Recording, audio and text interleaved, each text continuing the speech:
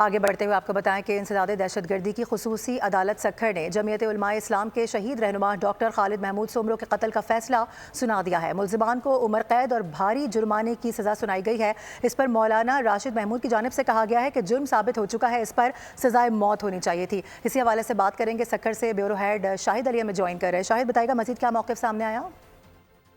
جمعیت علماء اسلام کے شہید رہنما ڈاکٹر خالد محمود سومرو کے قتل کا 11 سال بعد فیصلہ ہو گیا ہے۔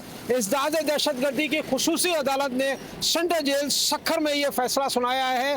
جسٹس عبدالرحمان قاضی نے شہید ڈاکٹر خالد محمود سومرو کے قتل کا فیصلہ سناتے ہوئے جیل میں گرفتار 6 ملزمان حنیف بھٹو، دریا خان جمالی، لطف جمالی، مشتاق مہر سمیت دیگر ملزمان کو عمر قید اور بھاری جرمانے کی سزائیں سنائی ہیں، جبکہ جدید اسلحہ رکھنے پر 7 سال قید کی علیحدہ سزا سنائی ہے۔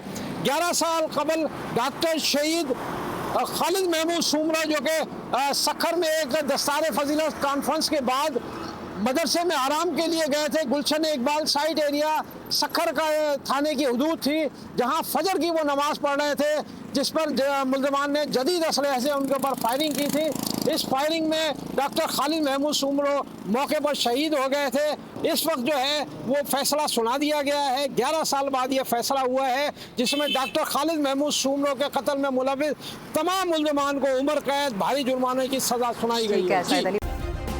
سبسکرائب کریں اور بیل دبائیں تاکہ کوئی خبر رہ نہ جائے۔